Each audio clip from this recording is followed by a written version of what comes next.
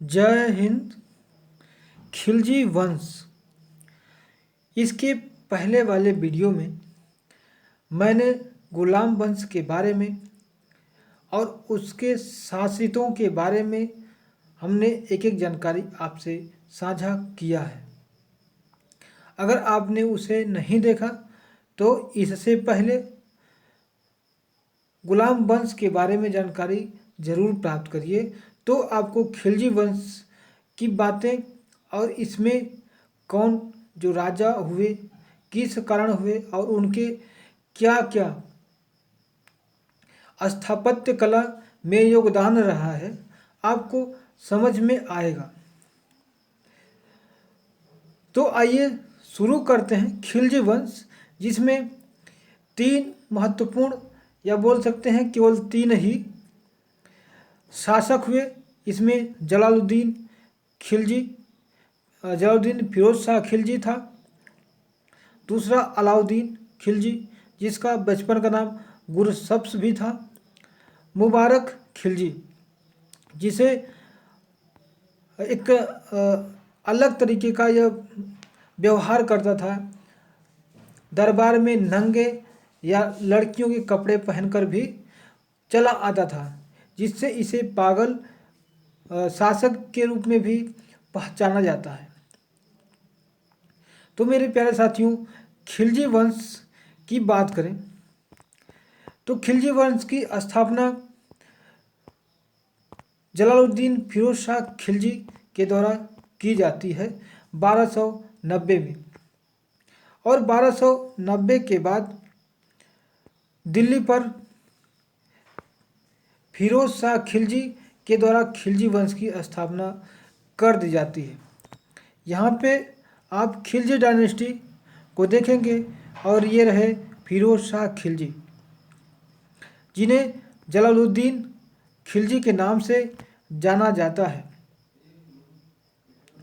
और इन्होंने अपनी राजधानी किलोखरी यानी आज के दिल्ली रिंग रोड पर स्थित है और यहीं पे अपनी राज्याभिषेक भी करवाया जलालुद्दीन फिरोज शाह खिलजी। तो सबसे पहली बात हमें जाननी चाहिए कि यह फिरोज शाह खिलजी आया कहाँ से। इसके पहले तो गुलाम वंश हुआ करता था, तो गुलाम वंश से इसका क्या ताल्लुक़ रहा है, संबंध रहा है।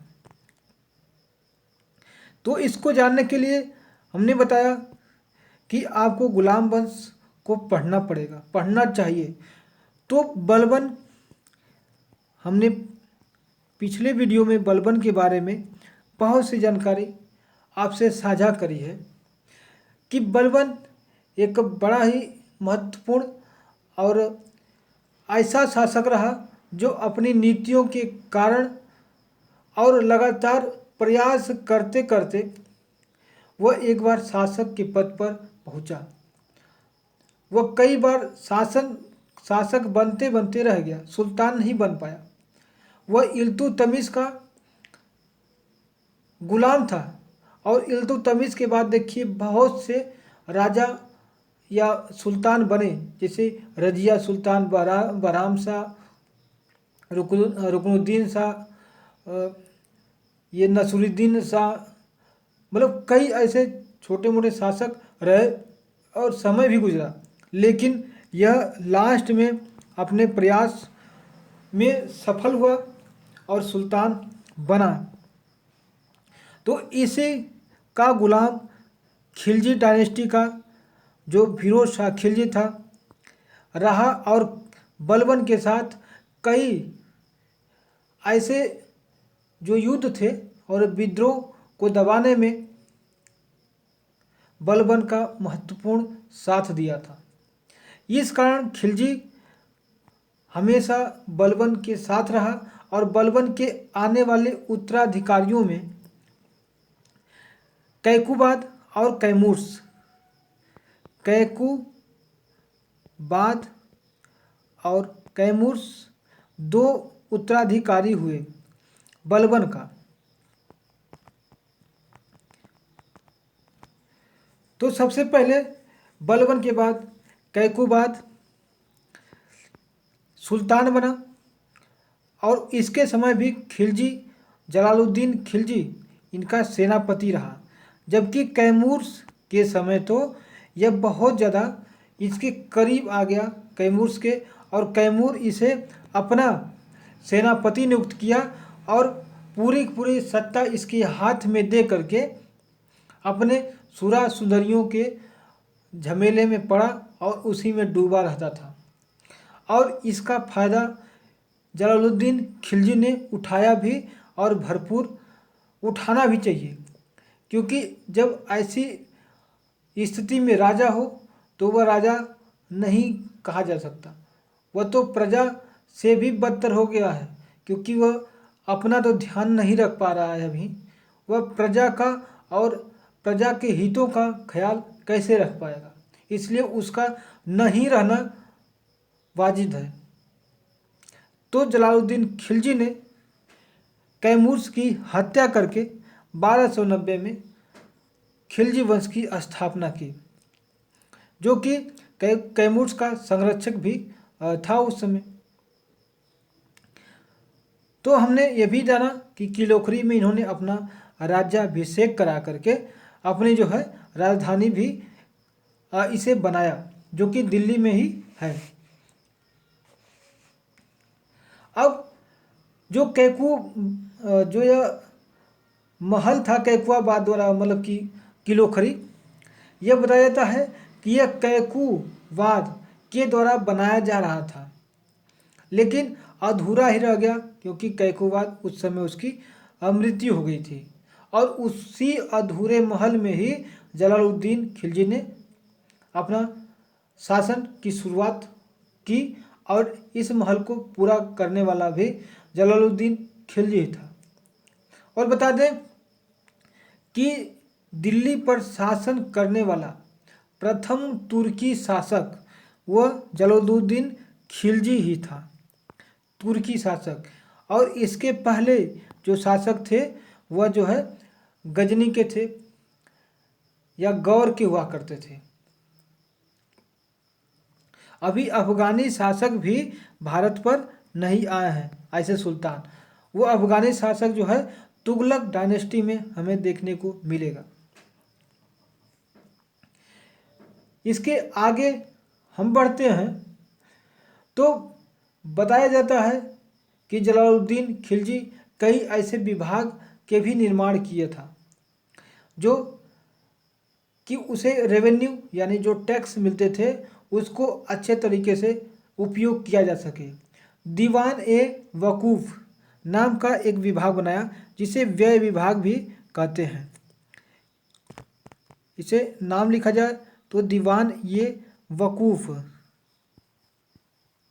दीवान ए वकूफ़, और इसका अर्थ होता है व्यय विभाग, यानी जो भी रेवेन्यू आया है, टैक्सेस आए हैं, उसका व्यय कहाँ कहाँ किया जाए ताकि उसका उपयोग सुनिश्चित हो अच्छे कामों के लिए।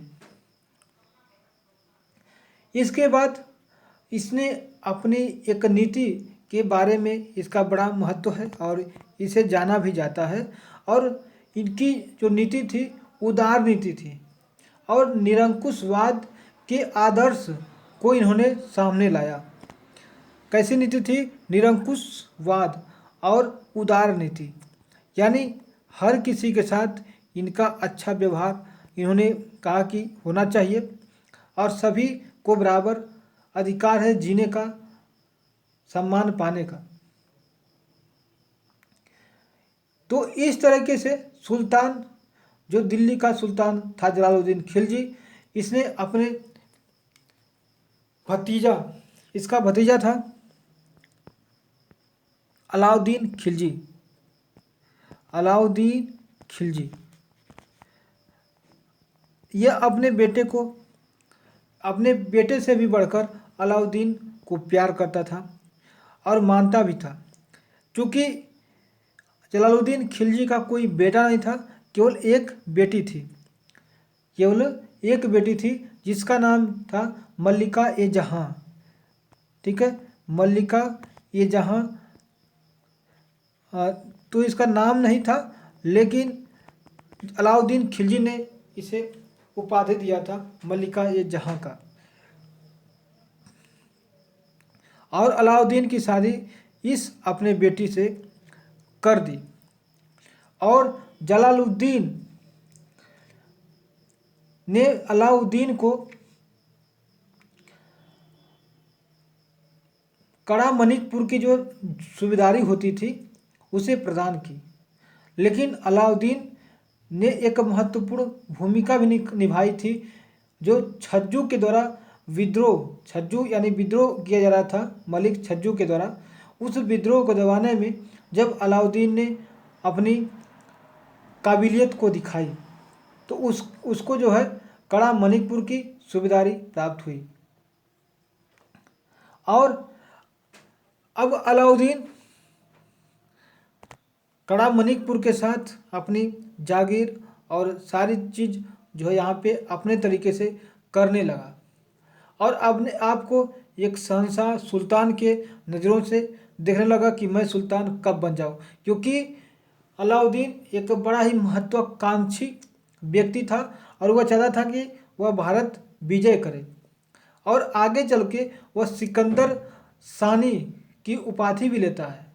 सिकंदर सानी मतलब कि दूसरा सिकंदर। जिस तरह सिकंदर विश्व विजय पर निकला हुआ था, ऐसे ही अलाउद्दीन भी विश्व विजय पर निकलने के लिए मन बना लिया था और चाहता था कि हम जल्दी सुल्तान बने और भारत विजय करें, साथ में विश्व की तरफ भी आगे बढ़ें।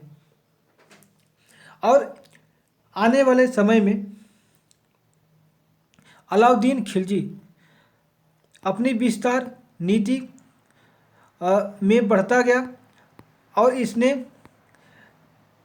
देवगिरी,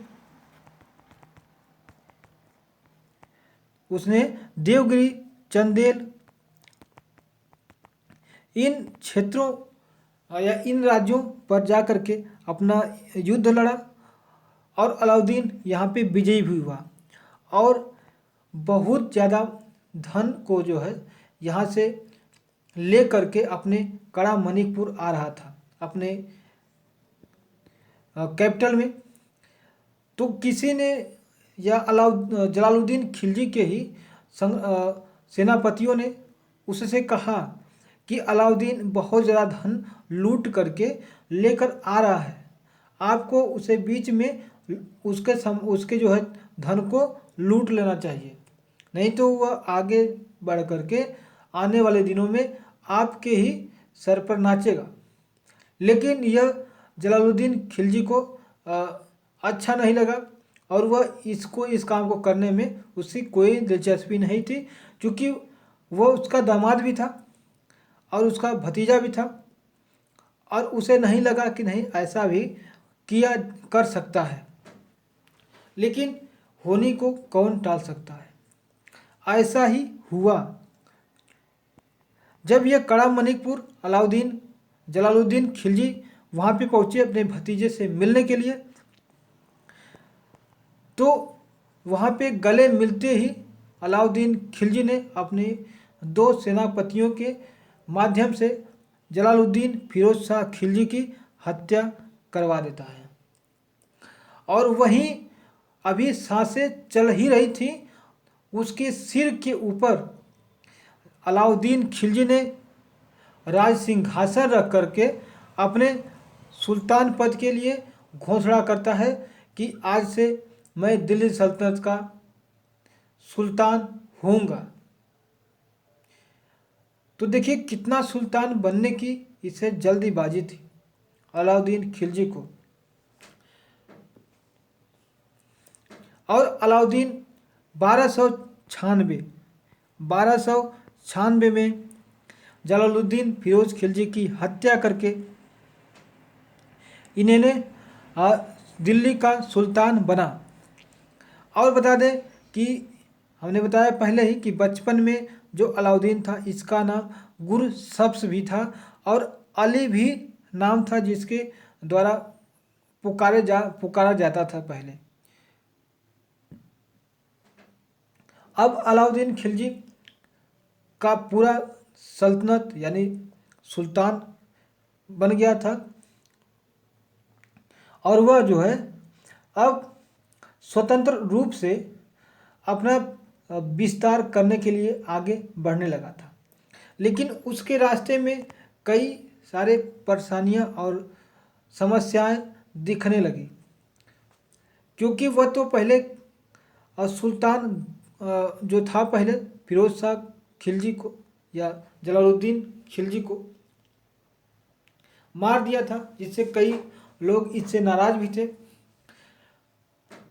और समस्याएं बहुत सी, जैसे जो अमीर थे वह अपना धन इसे नहीं देना चाहते थे, और यह अपने कुछ सुधार ऐसे करना चाहता था जिससे ज़्यादा से ज़्यादा इसे रेवेन्यू यानी टैक्स प्राप्त हो, ताकि यह अपने अभियान में सफलतापूर्वक आगे बढ़ पाए। तो यही हुआ, इसने अपने जो धर्म है ना, धर्म पर नियंत्रण करना शुरू कर दिया। और सबसे पहला यही सुल्तान था जिसने धर्म पर नियंत्रण किया, यानी धर्म पर राज्य का नियंत्रण यहाँ पे पाया गया। और वह कहता था कि मुझे नहीं पता कि शरीयत में क्या लिखा है, शरीयत में क्या लिखा है, मैं तो वही करता हूँ जो राज्य के हित में है और उचित है राज्य के हित के लिए। इस तरह से वह अपने साम्राज्य को विकसित और विस्तारवादी नीतियों की तरह ले आया। और वह जो है कानून जो है था वह धर्मनिरपेक्ष कानून बनाया, जिसे जवाब विल कहा जाता है। जवाब विल यह एक कानून होता है जो धर्मनिरपेक्ष था, अलाउद्दीन खिलजी ने बनाया, ताकि सभी धर्म के लोग एक छत्र के नीचे आकर के हमारा सहयोग करें। और इसे कई ऐसे सेनापति थे जो कि हिंदू सेनापति भी थे,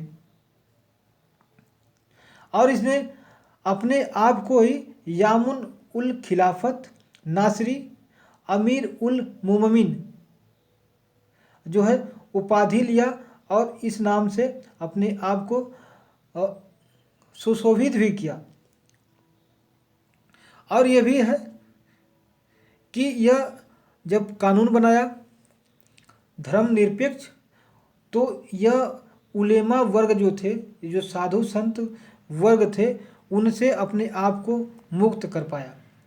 और जब मुक्त कर पाया तो इसे अब किसी चीज़ का डर नहीं था कि गलत हो जाएगा तो हमारे समाज के लोग क्या कहेंगे, ठीक है ना। हमारे भी बीच में एक वर्ड रहता है कि लोग क्या कहेंगे, लोग क्या कहेंगे वो तो अलग की बात है, लेकिन आप शुरू करिए, उसे आगे बढ़ाने का काम करिए। लोगों का काम है कहना, लोग नहीं कहेंगे तो आपको पता कैसे चलेगा कि आप काम कर रहे हैं, आप जो है पढ़ाई कर रहे हैं, अपने मार्ग में अपने संपूर्ण जो इच्छा शक्ति है उसे दे रहे हैं। लोगों की यही तो एक जानकारी है लोगों से प्राप्त करने का। इस तरह से इसने अपने आप को सिकंदर सानी यानी सिकंदर द्वितीय सानी की उपाधि भी लिया। कौन साथियों? तो यह जो है अलाउद्दीन खिलजी, ठीक है।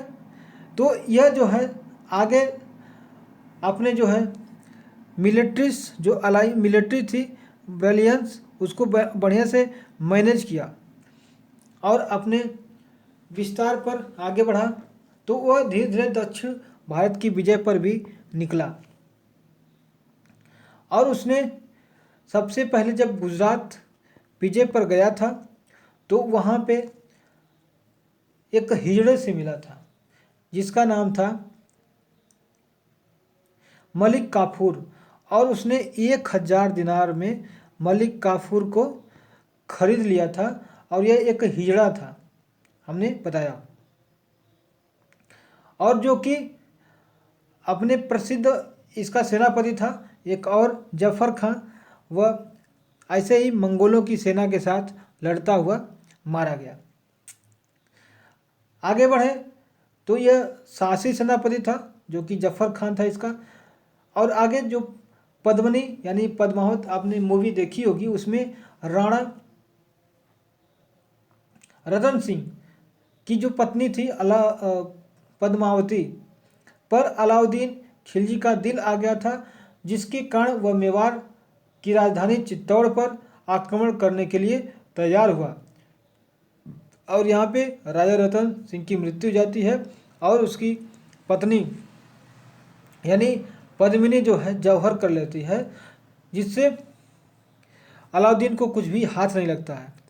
ये साथियों यह मिथ है, यह पूरी तरीके से सत्य नहीं है, क्योंकि यह जो है 1296 की या मान लीजिए 1300 के आसपास की 1305 में चित्तौड़ पर विजय अभियान शुरू किया था अलाउद्दीन खिलजी ने। और जो पद्मावत मोहम्मद जायसी ने लिखी है वह 1500 के आसपास है। इस समय के जो कवि हैं जो लिखे हैं इसके बारे में, जैसे बर्नी के फतुही साहित्य, बर्नी का जो है तारीख़ फिरोज शाही है, रिहला जो है इब्न बबूता का जो बुक है। ऐसे ही अमीर खुसरो ने भी खजाइल उन फतू लिखा है इसी के समय में। इन्होंने इस पद्मावती के बारे में कोई भी जानकारी टिप्पणी नहीं किया है। अगर इस समय ऐसी कोई घटना होती जिस पर अलाउद्दीन का दिल आता तो यह इसकी ज़रूर सूचना या इसकी लिखी जाती, क्योंकि अलाउद्दीन खिलजी जो था वह कई शादियां किया था। उसने 2 हिंदू महिलाओं से शादी किया था और वह महिलाएं जो कि शादीशुदा थी, किसी राजा की पत्नी थी। तो 2 यह थी और 2 जो है मुस्लिम महिलाओं से शादी किया था। पहले तो जो मलिका जहाँ थी और एक और जो है महिला थी। तो इसने 4 शादियाँ की थी। और इसके बच्चों में देखा जाए तो एक जो है खिजर खान इसका ही लड़का था, और अगला जो है जो होता है वह मुबारक खिलजी, कुतुबुद्दीन मुबारक खिलजी इसी का लड़का होता है। जो आने वाले समय में मुबारक खिलजी गद्दी पर बैठेगा और जो कि एक पागल या जो एकदम बेकार तरीके का सबसे खराब राजा बनके या सुल्तान बनके यह दरबार में आता है। इसके बाद अलाउद्दीन खिलजी जो है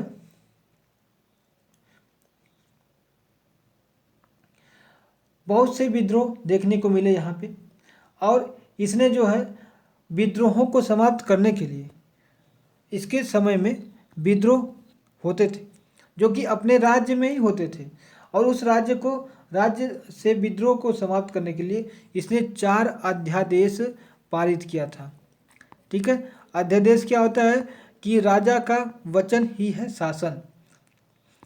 अगर राजा ने कह दिया यह है तो यही होना चाहिए, इसी को अध्यादेश कहा जाता है। इसने पहले अध्यादेश में कहा कि उपहार, पेंशन और दान में प्राप्त भूमि व्यक्तियों से वापस ले ली गई।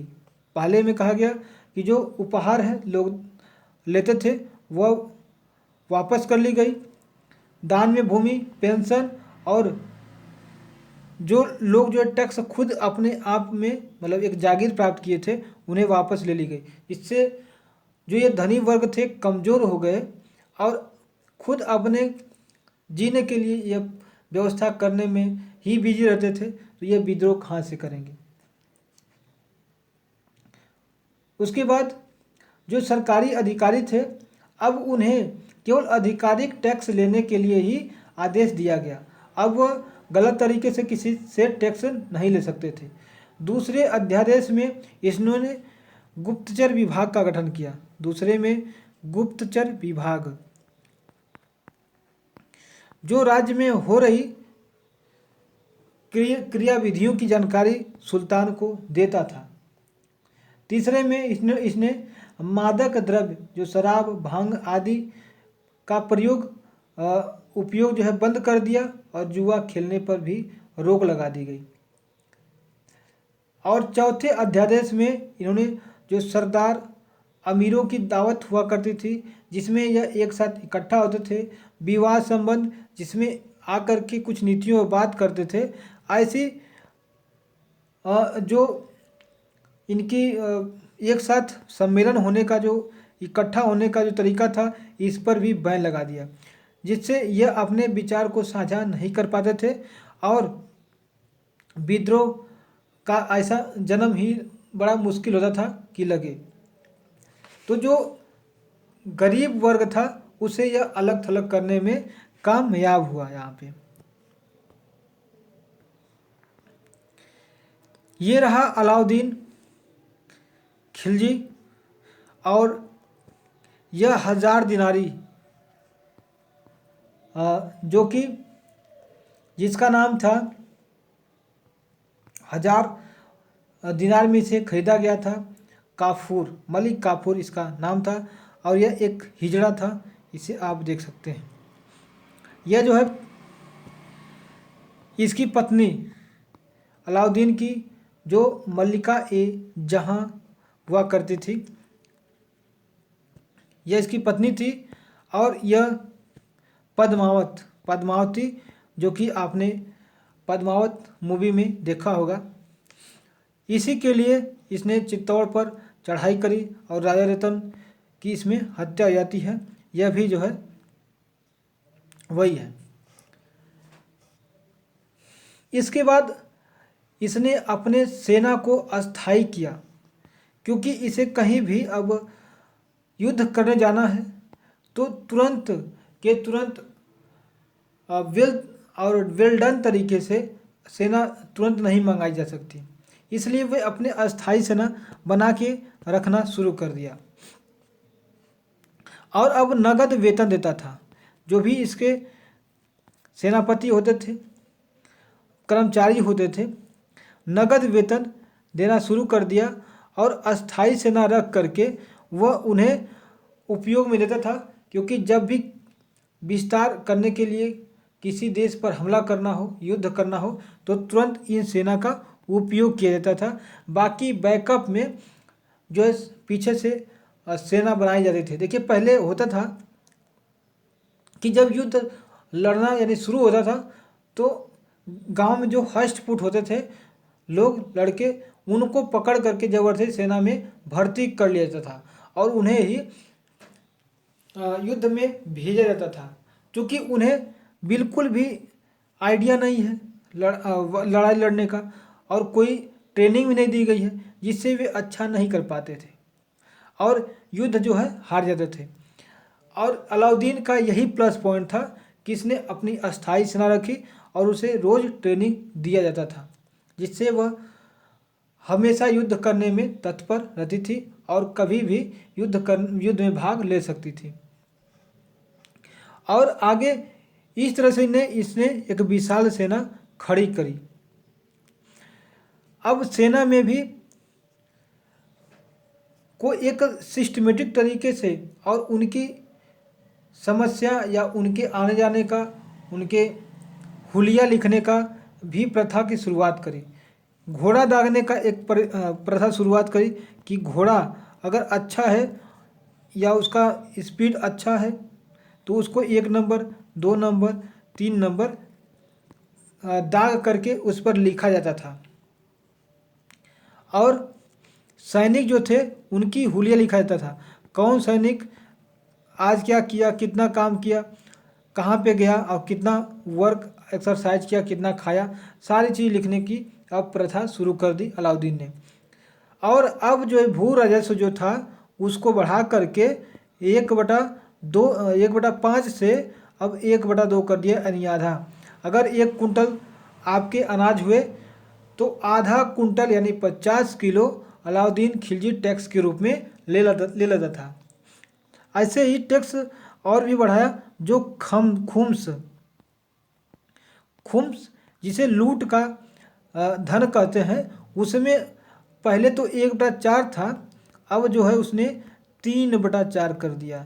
यानी अगर 1 किलो सोना मिलता है तो उसमें 4 किलो अगर सोना है तो उसमें 3 किलो सोना सुल्तान का होगा और 1 किलो सोना जो चोरी किया है उसका होगा। इसने बड़ी व्यवस्था मतलब सोच समझ के की, और यही व्यवस्था के कारण यह मतलब कि विस्तार नीतियों में आगे रहा, अग्रणी रहा, और सिकंदर ए सानी का जो खिताब इसे मिला भी, और लोग मानते भी हैं कि यह सिकंदर सानी के लायक भी है।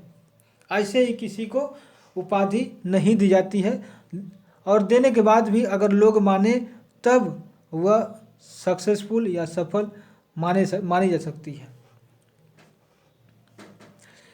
इसने बाजार नियंत्रण पर भी काम किया,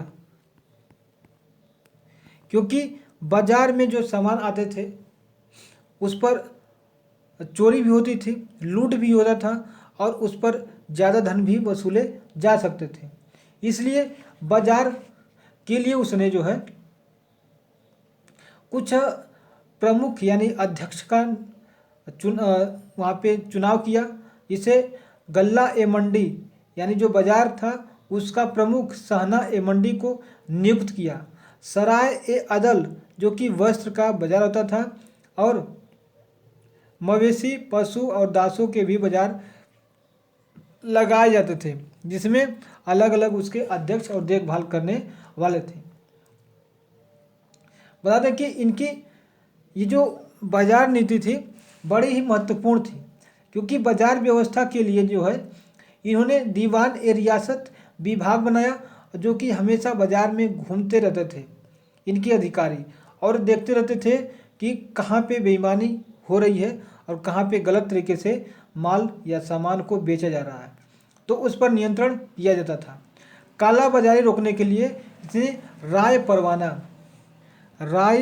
परवाना जो है अधिकारी नियुक्त किया।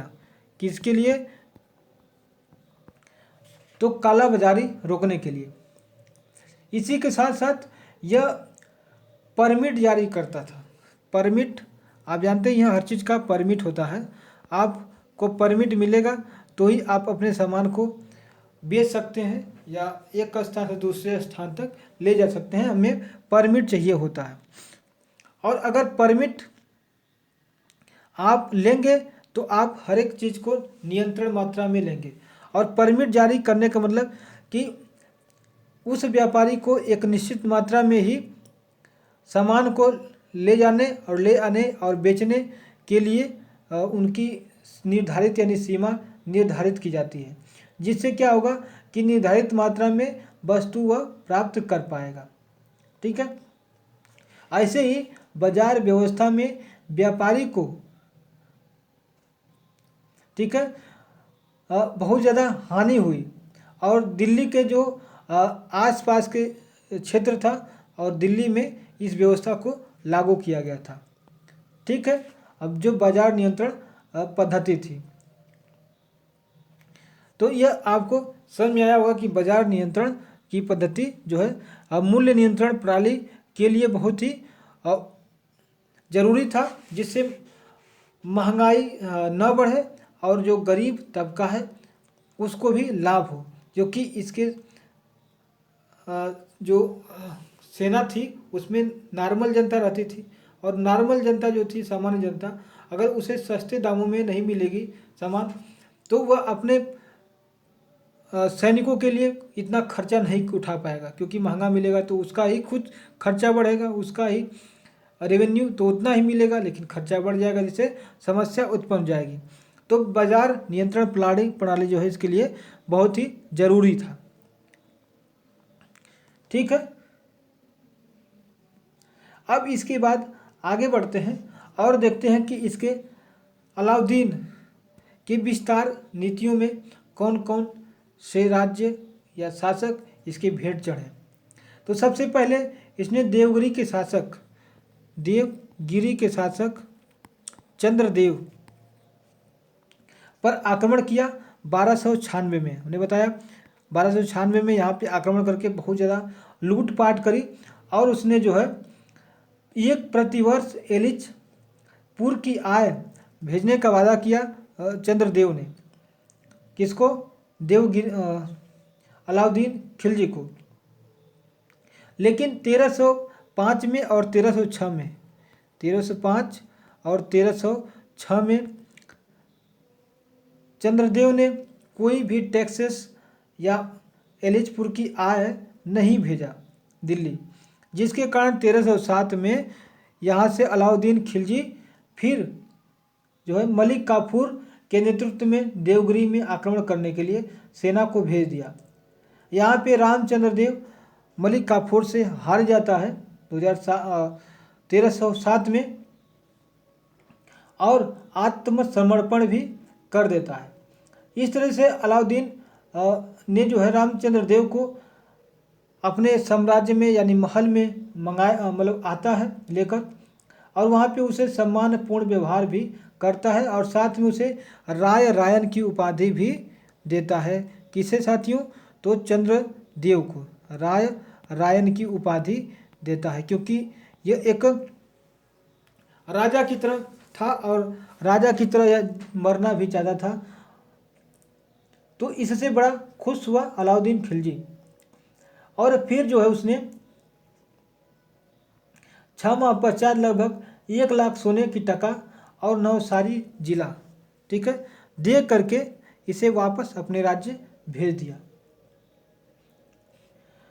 लेकिन फिर 1312 में जो है इसका जो बेटा था, 1312 में चंद्रदेव का लड़का था शंकरदेव, ठीक है, और यह शंकरदेव जो है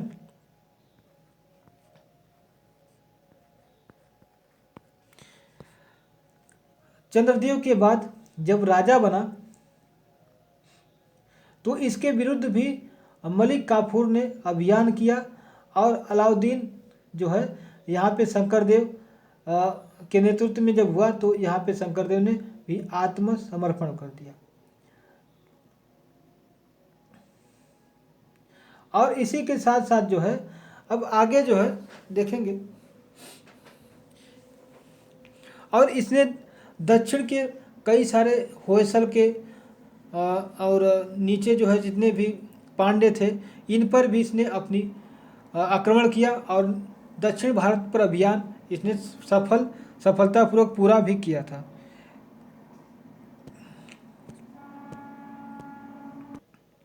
और अलाउद्दीन के शासनकाल में कुल 6 मंगोलों का आक्रमण हुआ और ये मंगोल आक्रमण लगभग 6 बार दिल्ली पर आक्रमण करने के लिए पहुँचे, लेकिन अलाउद्दीन खिलजी इससे पूरी तरीके से वाकिफ था और रावी नदी के तट पर इसने अपनी सेना एक ला करके खड़ी कर दी। साथ में अपने जगह जगह पे गुप्तचर को भी भेजे ताकि कोई भी ऐसी समस्या उत्पन्न हो तो तुरंत सुल्तान को इसकी जानकारी और इसकी भनक लगे। यहाँ तक कि जिस रास्ते से मंगोल दिल्ली पर आ सकते थे उन रास्तों पर जो अमीर थे या जो जागीरदार थे उन्हें सेना रखने के लिए मजबूर किया और वे जो है उसकी सुरक्षा में हमेशा मुस्तैद रहते थे। फिर भी पहला आक्रमण 1297 में कादर खां के नेतृत्व में मंगोल आक्रमण हुआ। दूसरा 1298 में सल्दी के नेतृत्व में, अगला 1299 में, 97 में, 98 में और 99 में। देख रहे हैं लगातार हो रहा है, जो कि कुलतुग ख्वाजा के नेतृत्व में तीसरा मंगोल आक्रमण हुआ। और इस मंगोल आक्रमण में जो एक कुलतुग जो खान था रावी नदी को पार नहीं कर सका। आगे तारगी जो खान था 1303 में, यह भी चौथा आक्रमण मंगोल के नेतृत्व में हुआ, तारगी के नेतृत्व में, और जबकि 5वां जो आक्रमण हुआ 1305 में, और यह अली बेग और तारताक के नेतृत्व में हुआ, और 1306 में अगला हुआ वह कबक और इकलाम बंद के नेतृत्व में, मतलब कि 6 कुल मंगोल आक्रमण हुए, और मंगोल आक्रमणों से रक्षा करने में अलाउद्दीन खिलजी सफल भी रहा। तो यह एक अच्छी बात है। इसी के साथ साथ भूमि सुधार में इसका बड़ा ही योगदान रहा, क्योंकि कृषि जो थी, अगर कृषि में भूमि का सुधार अच्छे से नहीं हो पाता है तो भूमि की पैदावार अच्छी नहीं होगी।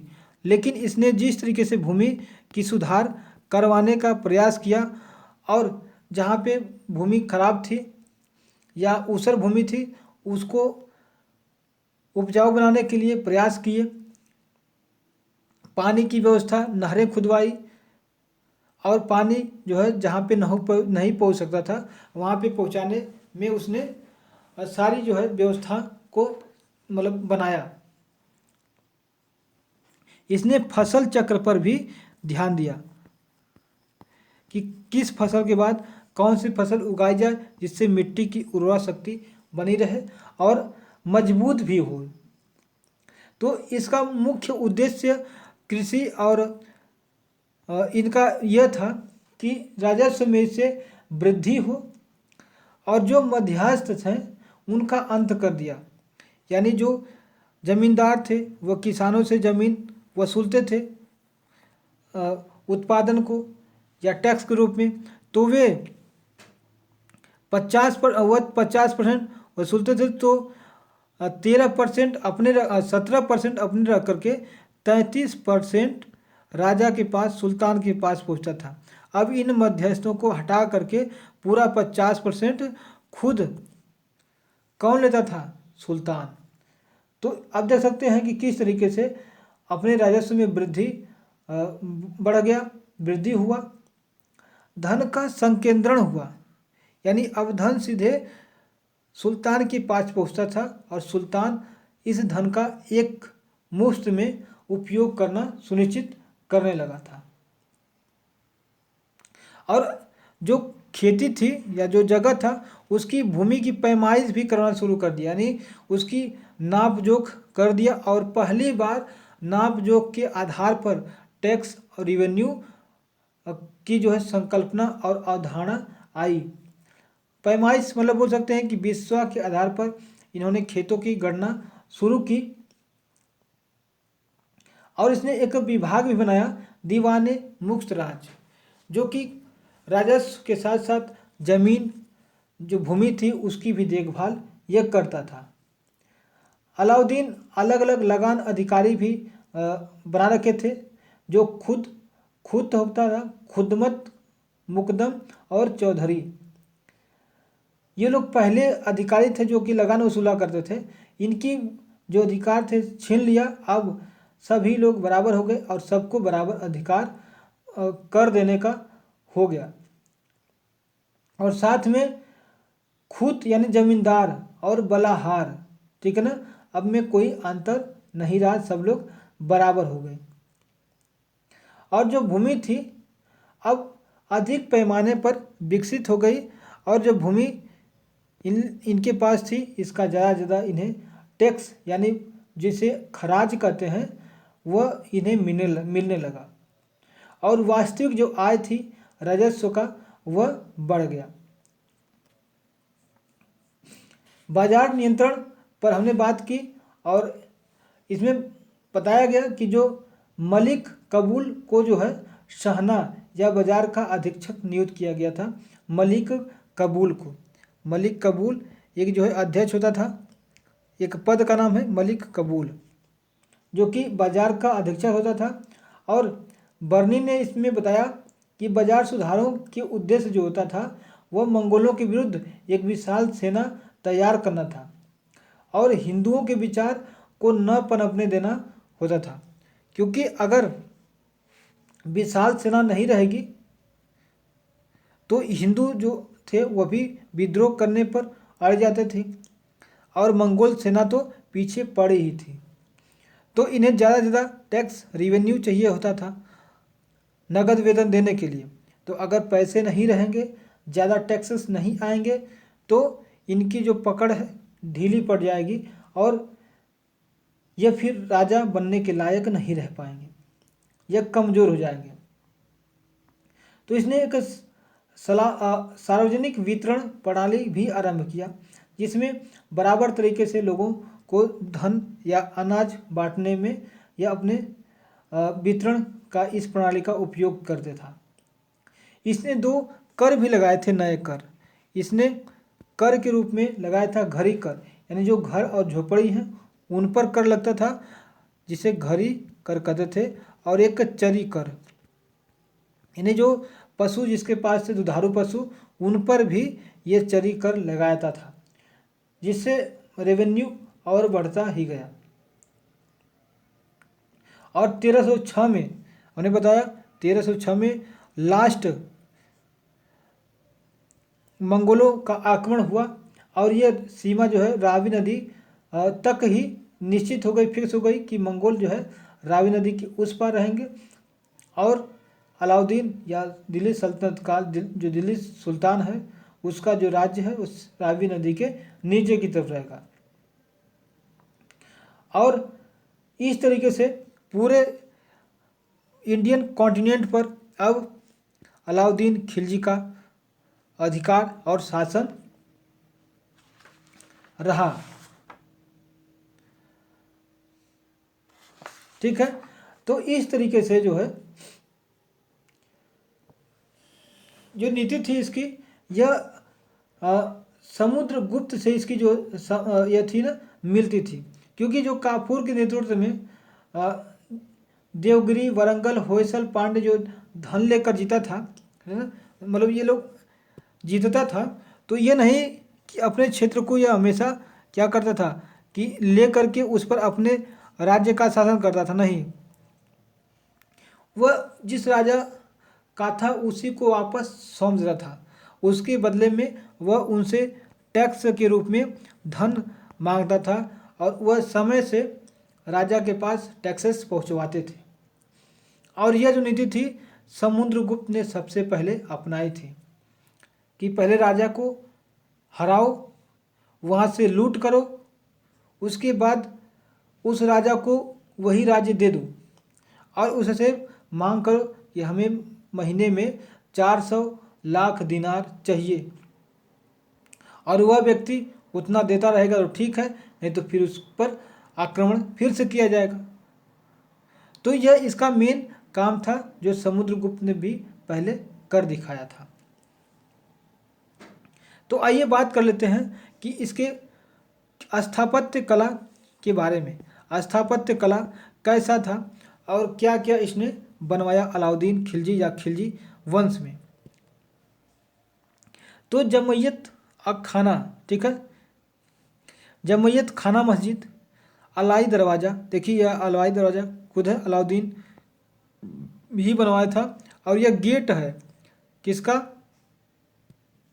कुतुब मीनार का, यहाँ पे इसे आप देख पाएंगे, यह अलाई दरवाज़ा है और यह गेट है, यहाँ पे है, यहाँ से लोग देखिए यहाँ से जा रहे हैं, इसमें से होकर के यह पहुँचते हैं कुतुब मीनार को देखने के लिए।